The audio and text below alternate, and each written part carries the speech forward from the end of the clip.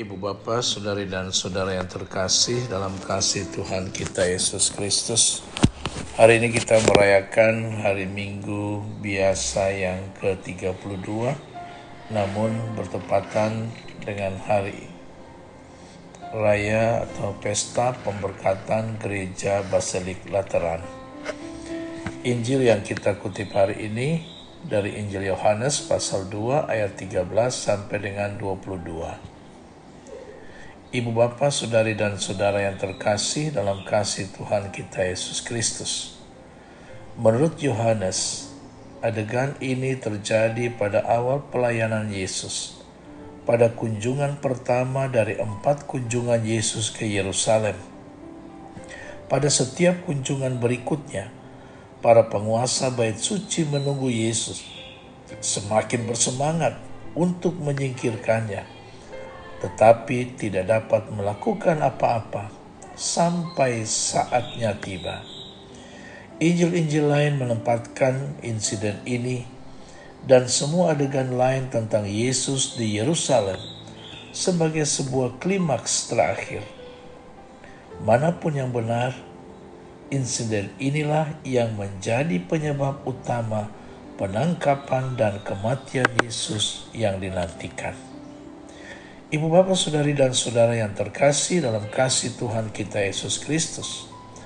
Melalui tindakannya, Yesus telah menunjukkan bahwa ibadah yang dilakukan di bait suci sia-sia di mata Allah dan harus digantikan.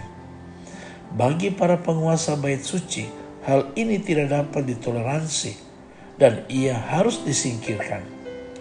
Tetapi sekali lagi, Yesus menuntut pembalikan standar sepenuhnya.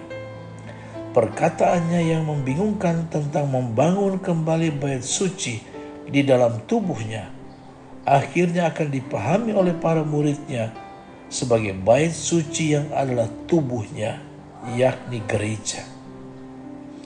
Bangunan fisik yang sebelumnya menjadi pusat ibadah tidak lagi penting.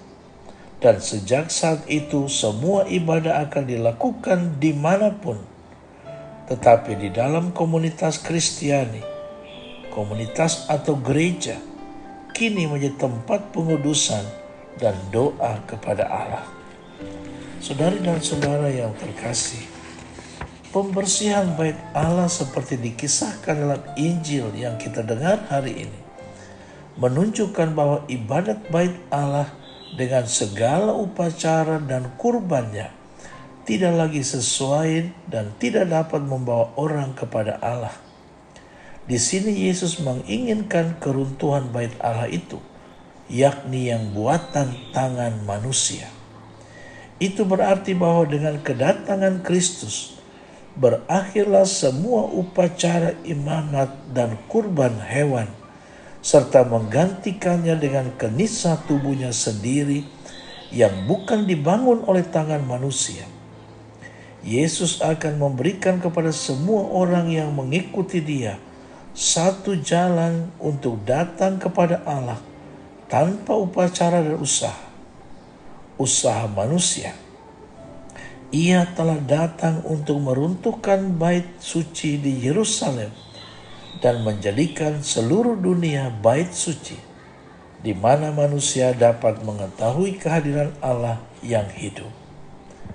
Kehadiran Kristus yang bangkit dan hidup, itulah yang membuat dunia ini menjadi bait Allah yang sebenarnya.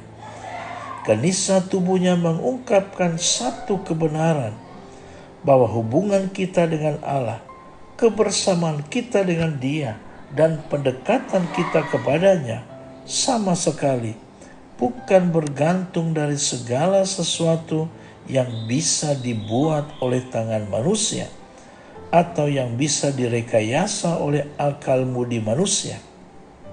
Dimanapun, entah di jalan atau di rumah, di tempat kerja atau di gunung dan gereja, kita mempunyai bait suci dalam diri kita, yaitu bahwa kehadiran Kristus yang bangkit, sebab senantiasa menyertai kita.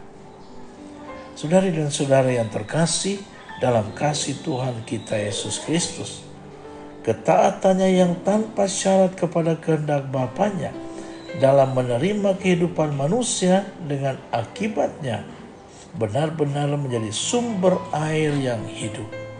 Semua orang boleh datang ke sumber ini sebab ia mempunyai daya kekuatan untuk memuaskan segala dahaga mereka.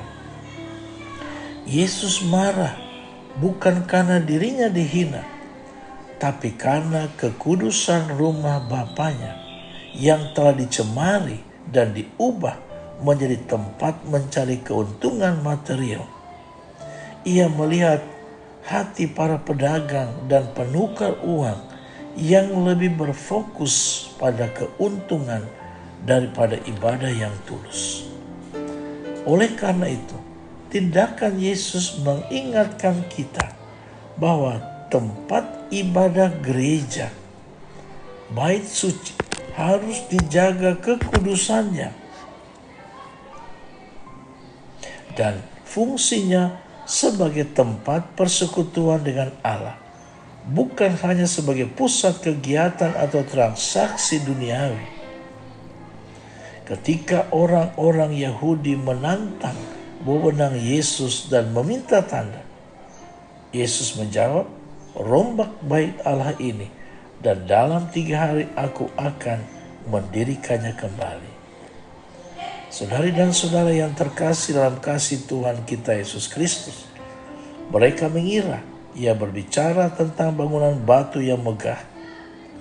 Tapi Yohanes menjelaskan bahwa yang dimaksudkan Yesus dengan bait Allah adalah tubuhnya sendiri. Kebangkitannya pada hari ketiga adalah mendirikan kembali bait Allah tersebut. Saudari dan saudara yang dikasihi Tuhan, kehadiran Allah kini tidak lagi terbatas pada sebuah bangunan fisik, tetapi berdiam secara penuh dalam pribadi Yesus Kristus. Ritual kurban di bait Allah yang lama akan digenapi dan disempurnakan melalui kurban diri Kristus di kayu salib.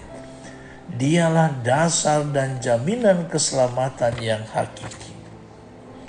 Yesus membersihkan bait Allah di Yerusalem sebagai sebuah tindakan profetik yang menunjukkan bahwa ibadah yang tulus dan hati yang murni jauh lebih penting daripada ritual dan bangunan fisik. Lebih lanjut, ia menegaskan bahwa dialah bait Allah yang sejati, tempat perjumpaan antara Allah dan manusia.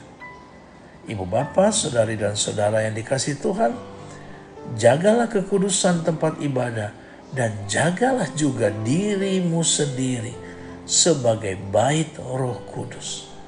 Pastikan Yesus Kristus adalah fokus utama dari seluruh ibadah dan kehidupanmu, bukan keuntungan pribadi atau hal-hal duniawi lainnya. Amin.